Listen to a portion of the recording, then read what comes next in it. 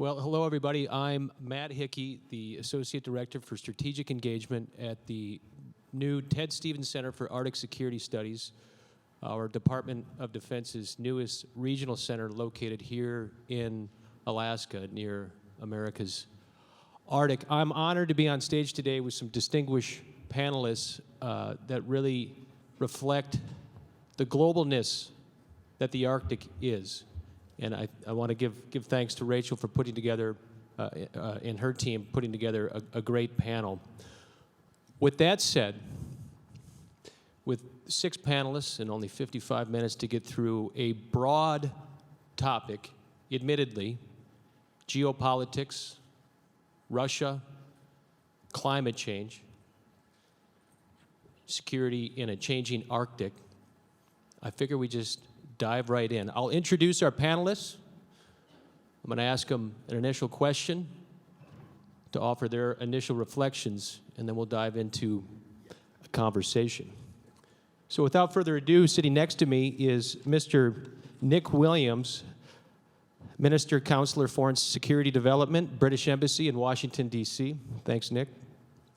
Next to him is Deputy Ambassador Michael Curtis, Deputy Ambassador, Delegation of the European Union to the United States. To his left is Torsten Nielsen, Senior Chief Counselor for Arctic Affairs, Ministry of Foreign Affairs, Kingdom of Denmark. To his left is Mr. Adam Shivasansky, I think I got that right, Deputy Chief of Mission, Embassy of the Republic of Poland to the United States. And to his left, Mr. Margus Sarglep, Deputy Chief of Mission, Embassy of Estonia. And to his left is Major General Retired Randy Church-Key, Director of the Ted Stevens Center for Arctic Security Studies. Thank you all for being here. Thank you for traveling the lengths that you did to participate here today. I'm going to start somewhat geographically and go from perhaps the furthest to the closest. So with that in mind, Margus, I'm going to go to you. Your previous assignment was in Kyiv, a Kyiv that looks a lot different now than it did when you were there. You have a long career as a diplomat in the Estonian Diplomatic Corps. You speak at least 7 languages. If anybody can give us an idea of what it looks like in Kyiv, or at least what's being spoken in Europe, it would be you. What can you share? Well, thank you for this very generous introduction. I hope all of it is true, and I can live up to the very high expectations. Kyiv is an interesting post. Was an interesting post when I was there. It shows what resilience looks like in every day. The war in Ukraine has been going on for a little over 9 years, and it affects all parts of life. At the same time, folks in Kyiv and in Ukraine in general have found ways to keep on living, keeping everyday life going. And this is extremely important. However, this is a situation that should not, by any stretch of imagination, should not be there. It should not happen. The reason that it has happened is that the neighbor that we share, both Ukraine and Estonia, are just one country over from here in Alaska. And this country being Russia, Russia has blatantly disregarded the rules-based world order that we have so invested in over those many years since the Second World War. So it is up to us to stand up for the maintenance of these rules and demand that these rules are kept. Adam, it's hard not to think about Poland and think about its proximity to all that's happening just across your eastern border. You're indeed on the eastern flank of NATO. Here we are on what we could consider the western flank. But give us an idea of what it's like in Poland. The country's offered robust security assistance to the conflict there. You're on the front lines. What can you share? Yes, thank you so much, and thank you to the organizers of this very impressive conference for an invitation to this panel. Well, from the Polish perspective, this is definitely also our struggle. We are not a party to this war, as Poland or NATO, but the Ukrainians are, in a way, fighting also for our security and freedom. As we speak, this conflict is still raging on in Ukraine. Russia continues this brutal, unprovoked, unjustified assault of our Ukrainian neighbors.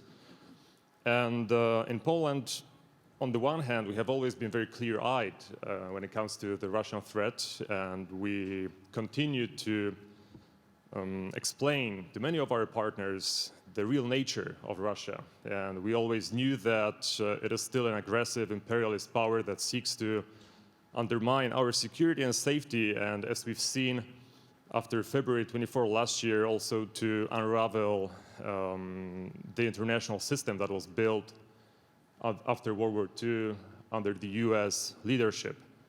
So Poland has been at the forefront of pretty much everything that has been going on for this past 13 months in terms of deliveries of military equipment to Ukraine.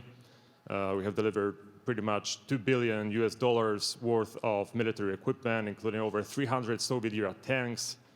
And we have provided significant financial aid to our Ukrainian brothers and sisters. And also, very importantly, we've taken roughly 1.2 million of Ukrainian refugees in, and we've admitted them. We offer them a safe haven in Poland, and we've tried and spared, frankly speaking, no efforts to make sure that they are welcome in Poland from the very first day they set foot in our country. So this is also our struggle, as I've said, and we are very happy that we have strong support from the United States and other of our partners here. Some of them are represented at this panel. We have to stay resilient. We have to stay determined to continue to support Ukraine for as long as it takes, as President Biden himself says so often. And Torsten, coming over to you.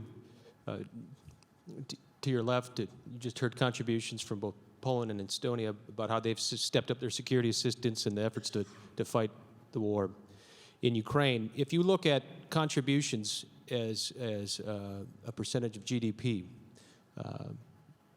Denmark falls below the 2% threshold, yet still provides significant contributions. Can you explain to us what those contributions are and how Denmark is contributing to security in Europe?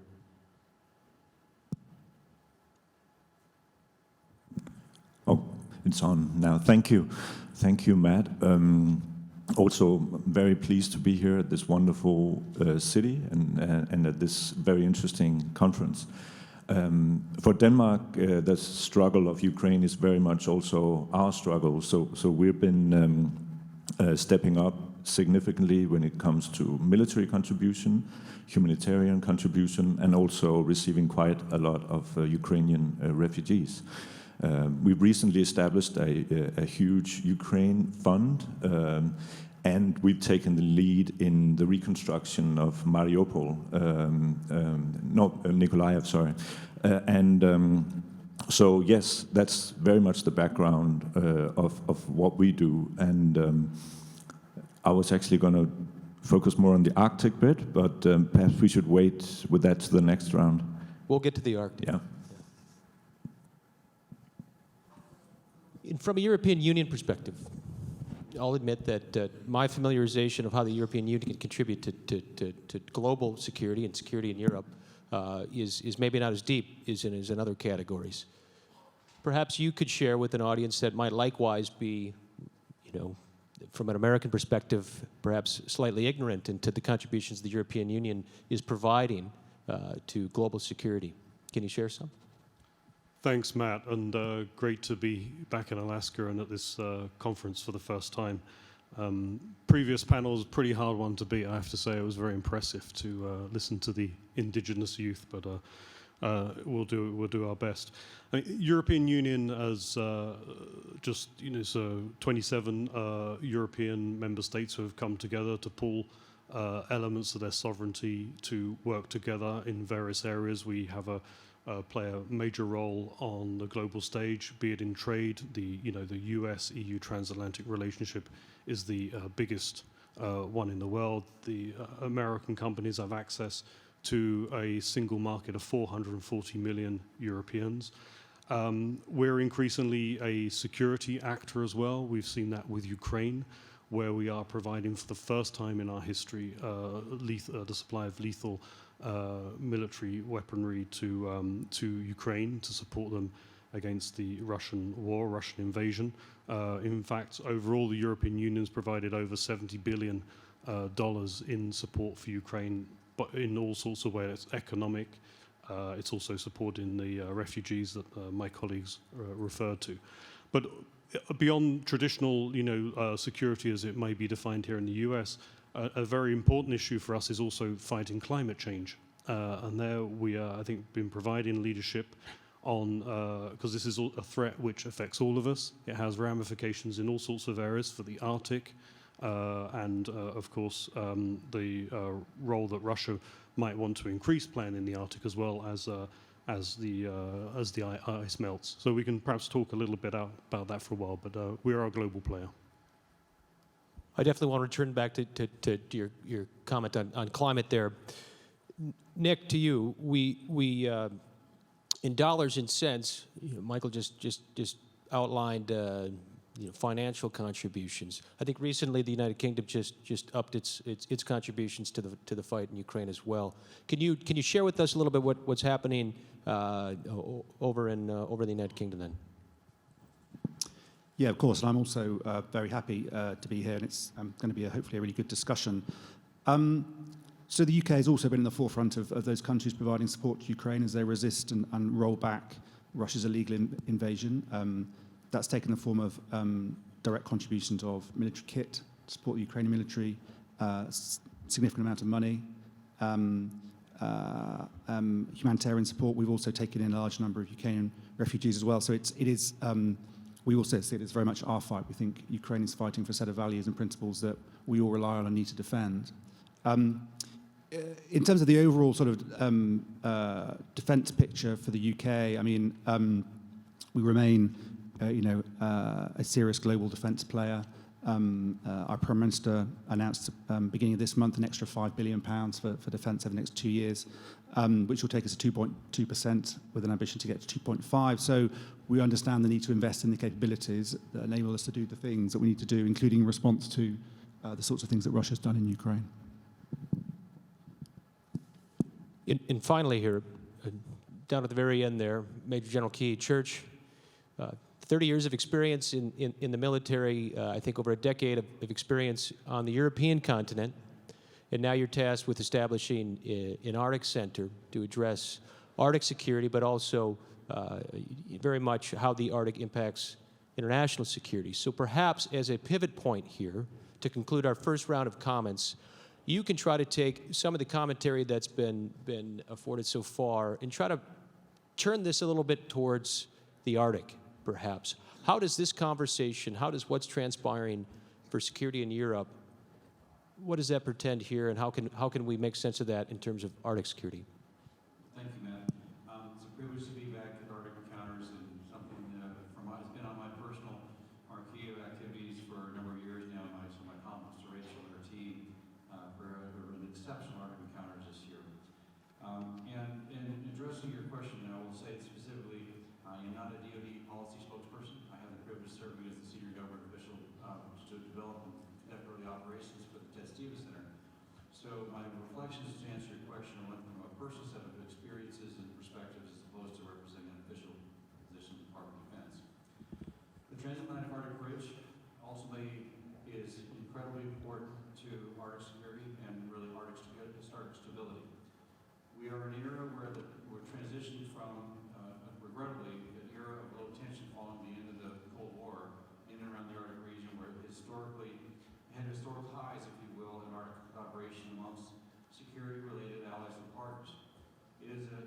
area today, though, that has seen the rise of tensions geopolitically because of Russia's aggressions in the Ukrainian theater. And in this context, what happens in Europe regrettably doesn't stay in Europe, and certainly what happens in Ukraine is affecting, potential to affect the transatlantic arc relationship, as well as, of course, geostrategic security. I had the privilege of working a number of years ago in my last tour of duty uniform with our allies in Canada, the United Kingdom, and Lithuania to establish a joint military commission for the defense reform of the Ukrainian armed forces. I was the co-chair of that along with my colleagues in Kyiv, and it also included the California National Guard that had a long state partnership program with Ukraine for a number of years after the end of the Cold War. And the reason why, my personal reflection, why Ukraine was able to stand to the fight and ultimately not collapse, as some pundits on TV channels were arguing, was because of the work invested between the United States, Canada, United Kingdom, and Lithuania that all contributed in those early days. And of course, more countries have contributed since that time among the alliance to help Ukraine be able to stand and fight fair, and ultimately have the capabilities to make that fight effective.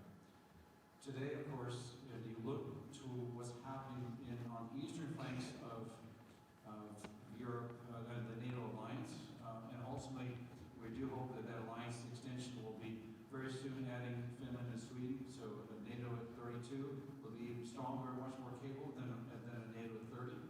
And amongst the allies on the stage here that are working with the ministries of foreign affairs, that diplomatic corps, they're trying to help ensure that not only Ukraine stand firm in the fight, but ultimately better secure the peace.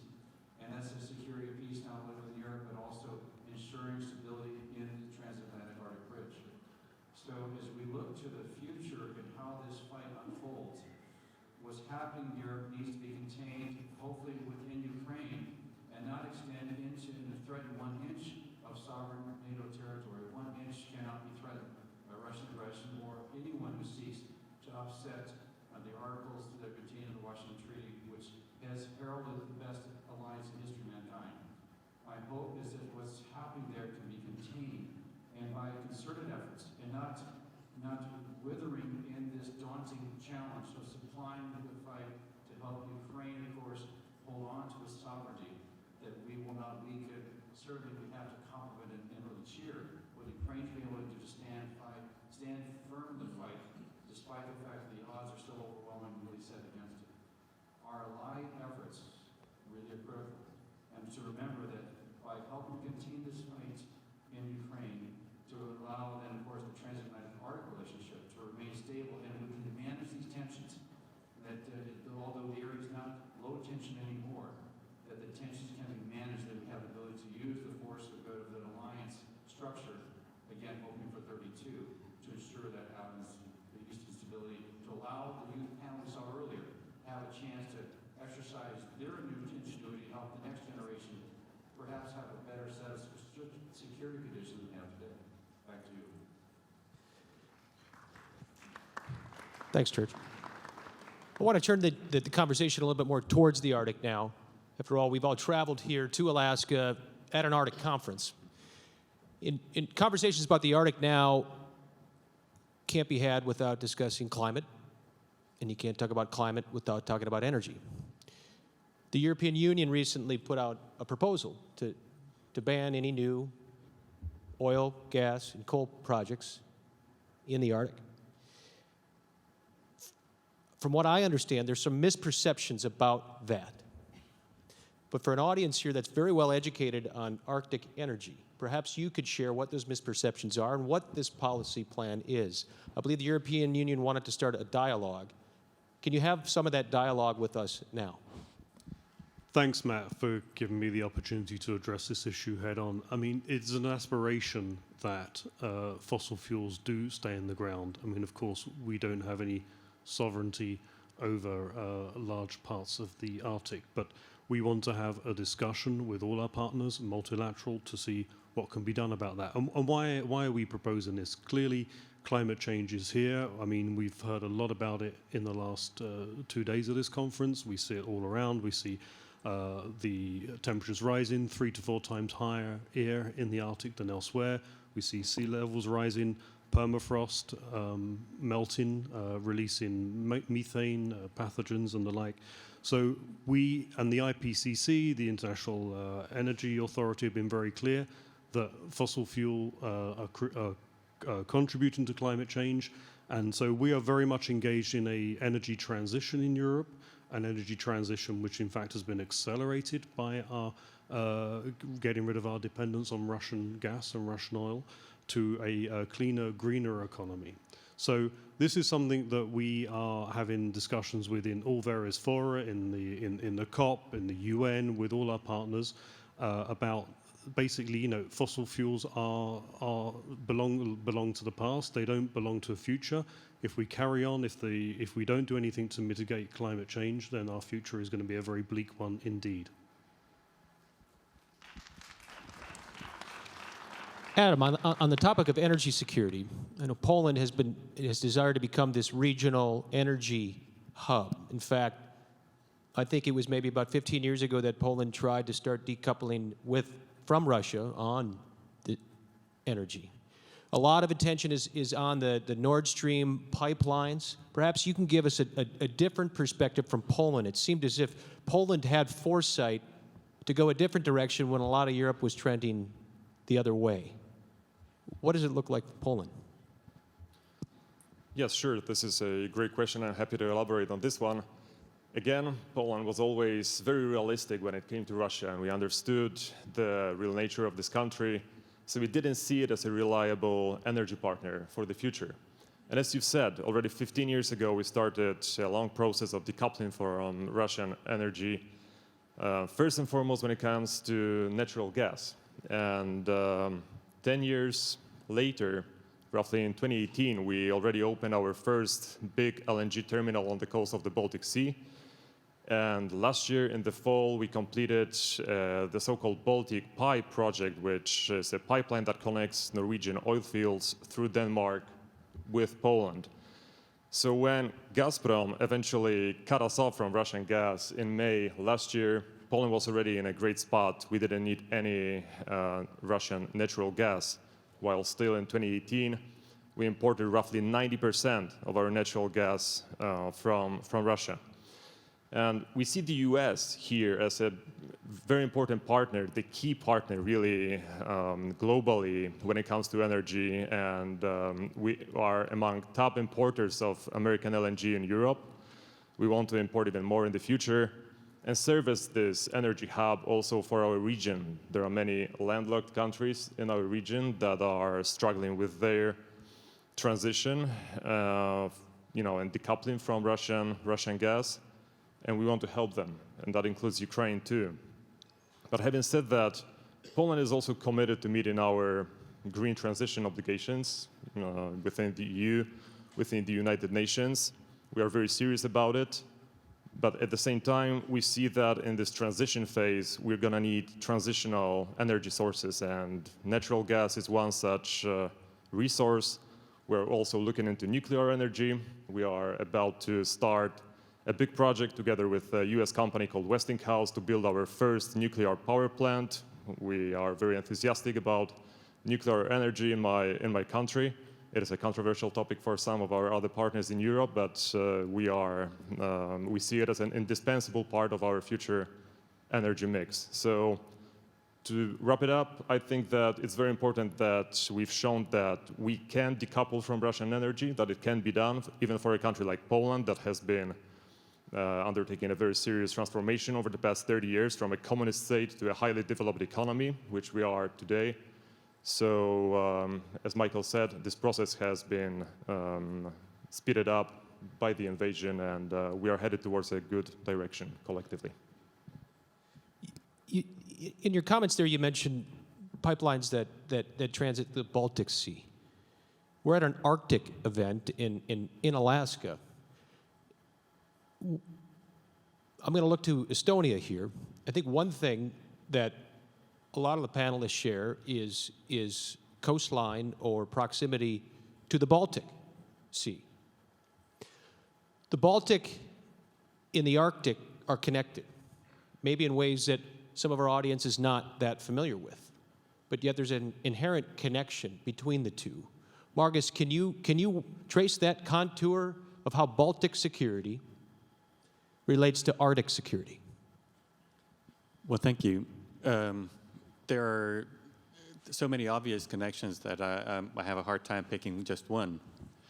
A lot of the early Arctic exploration started from my country about 200 years ago. So we have a long-standing tradition of being very mindful of the Arctic. When I was a child, I remember growing up watching documentaries about which were filmed by a person that later became the president of Estonia, Lennart Meri. He traveled into the high Arctic in Russia to document the life and the traditions of peoples that are related to Estonians and Finns. And so there's this wide-ranging or very popular attention to the high north in Russia and the plight of these people. We are talking about climate change, and it's often easy maybe to concentrate on one or two aspects of it. If you look at the rising temperature in certain region and the particular impact to the coastline and the thawing of permafrost. But it is incredibly important also to look at the interconnections. The climate change that happens in the north of the Atlantic Ocean has a direct impact on the Baltic. And therefore it is not surprising that also the climate studies and scientific approach to ice core drilling and studying these effects and the deposits that you find in the high north are very, very important academically also in my country. So it is important, first of all, to see the connections and to study them such that we can better understand how we're interconnected. At the beginning of your comments there, you mentioned Arctic exploration, and I don't know if I should turn to the Brits or the Danes here to give us a history lesson. I mean, the Brits, I guess, have been trying to explore the Arctic and break through into, I guess, for maybe 200-300 years now. To bring us more up to speed and not necessarily take a history lesson, the United Kingdom has just released a new strategic framework for the Arctic. Can you share us some details on that? Yeah, thanks, Matt. I'll spare you the history lesson. Yes, I mean, the UK... A lot of destruction and cannibalism, perhaps. That's not written in the new plan, is it? One version of it, Matt, one version. So the UK is not an Arctic nation, but we do think of ourselves as the Arctic's closest neighbour. We have a long-standing set of interests in the region, long-standing history of engagement in and with the region, not least because, and I think I'm not the first panelist to use this phrase, but what happens in the Arctic doesn't stay in the Arctic. So we have a strong interest in a stable, secure, and well-governed Arctic. And that is reflected in, as you say, we've just released a new Arctic policy framework, which is an attempt to kind of bring together the various strategies and policies that the UK has that touch on the Arctic, bring them together into one place to sort of facilitate a whole-of-government approach to pursuing objectives, grouped into four categories: collaboration and partnership, climate, environment, people, security and stability, and promoting shared prosperity. But obviously, one of the drivers for issuing that this month, or I think maybe it was last month now, is to take account of the geopolitical factors that we've been talking about. Because just as we're not immune from what happens in the Arctic is not immune from what is going on elsewhere. And it is clear that what's happening in Ukraine has implications for global peace and security, including in the Arctic. And we can't ignore that. We have to respond to it. And we have to think collectively with partners what the best response to that is. And our recently released policy framework is an attempt to sort of show how the UK will contribute to that. Torsten, as the representative from Denmark, you, aside from Church from the United States, you represent the only Arctic country on stage. More and more countries are now beginning to talk about the Arctic. as a representative of an Arctic country, what are we to make of everybody else's commentary? New strategic frameworks, historical connections, international interest in the region. From Denmark's perspective, and from an Arctic nation's perspective, how do we receive and process all these new Arctic strategies, Arctic interests, Arctic framework as Arctic countries? I think it's very important for the Arctic states, the 8 Arctic states, that we have special responsibilities and a special role to play in the Arctic governance. But at the same time, the Arctic Council, for instance, is also very open to the outside. The observers play an important role. They're welcome to join all the projects that are, by the way, and this is important, still running, about half of them, because we have a pause and a limited resumption of projects, around half of the roughly 130 projects under the Arctic Council. And these are all welcome to external partners that want to contribute, and a lot do, and that is much welcomed. May I just turn a little bit to climate change as a topic, because I think in terms of the geopolitical situation, climate change and Russia, these topics, I mean, fit well together. Michael opened the topic before. We put great emphasis on combating climate change. The Arctic is perhaps the most affected region when it comes to climate change. The recent IPCC report was quite depressing in terms of the perspectives for living up to the 1.5 centigrades aim. So this means that, and I think I've been seeing this in a lot of the debate around these issues, that although we should maintain these ambitious targets, it looks less and less likely that they're going to be met, and therefore mitigation efforts and resilience, especially in the Arctic, becomes even more important, since the average temperatures here are rising 2 to 4 times as fast as elsewhere in the world. And this brings me to the connection to Arctic governance. We have, the Russians are the sole cause of this, a situation where we cannot cooperate with all Arctic nations. But Russia remains the largest actor in the Arctic, half of the coastline, half of the population, probably the largest economic level of activity. And in parallel to the EU policy to China, which has like 3 elements, which is China's a systemic rival, it's a competitor, but it's also a nation that we have to cooperate with in order to solve the climate crisis. And I guess you could say, although we cannot cooperate with the Russians in the Arctic Council and in the Arctic now, we're going to have to need to, in the long run, I'll finish shortly, if we want to solve the climate crisis. Russia is a very large emitter. Russia is the second largest producer of hydrocarbons, only after the US. So at some future point, hopefully it won't be too distant, we just, on the like-minded Western side, have to be ready to also cooperate with the Russians on this, perhaps starting at a technical level, sharing of data. Climate data for the Arctic is very important for the accuracy of global climate models, for instance. So, Torsten, what I hear, and perhaps what you're proposing, is that sometime, we don't know when, but at some time, we at least need to talk about re-engaging with Russia at some level, at some time.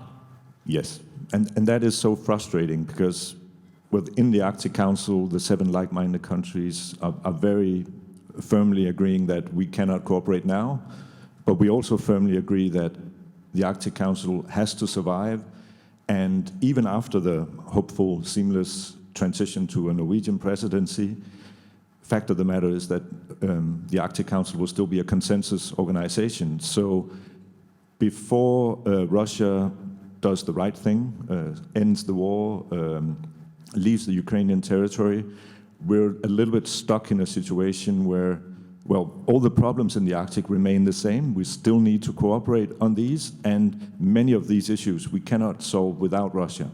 I want to push on this a little bit, in that The Arctic Council is a governing body for the Arctic region. Governance is based on rules.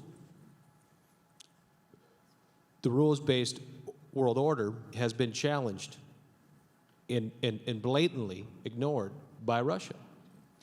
How are we to engage with Russia within the Arctic Council and expect them to abide by the rules set forth when the colleagues to your left have seen centuries of the Russians violating rules-based order? In fact, Poland, you're an observer nation to the Arctic Council. What would Poland say about re-engagement with Russia within the Arctic Council? Yes, thank you. Yes, indeed, we've been an observer state for a quarter of a century, 25 years, and we are very proud of that. When it comes to the cooperation within the Arctic Council, well, first and foremost, we would love the Council to flourish. We believe in the Arctic Council. We see the importance of continuation of its proceedings, because of all the challenges that are out there in the Arctic that we all hear so much about in the course of this conference. But it's true, at this stage, we believe that there should be no talk about returning to the status quo with Russia, be it in the Arctic Council, but also in the Council of Europe, or when it comes to the presence of Russian athletes in the Olympic Games in Paris, for example. So as long as this war continues, as long as Russia commits atrocities, war crimes, and deports Ukrainian children to Russia, and as long as it continues to occupy an inch of Ukrainian territory, we should not go back to cooperation as it's been previously. But I think that this is also the perspective of Torsten here. So we are all aligned. And as I've said, we would also love the Council to return to its normal proceedings as soon as possible. But there is a prerequisite for that, and this prerequisite is to put an end to this brutal war. In Church, just to wrap things up as we're running out of time, the Arctic Council is not a forum to talk about security, yet the last number of years, security has been synonymous in these conversations with the Arctic. If not the Arctic Council, from your experience with a long military and security background, if there were a forum to talk about Arctic security, what would that look like? Briefly, please. Great question, and it needs time to unpack. We don't have that time. We need the ability to look at security comprehensively. We need to look from the geophysical to geostrategic. We need to be very inclusive of the fact that defense is part of that security construct, but it's not only a defense problem set. Security has multiple dimensions. There's economic, there's certainly energy, there's things such as food security. We need to think about aspects of economic futures in places where economic development is still quite a ways less than lower latitudes. So to me, things that bring together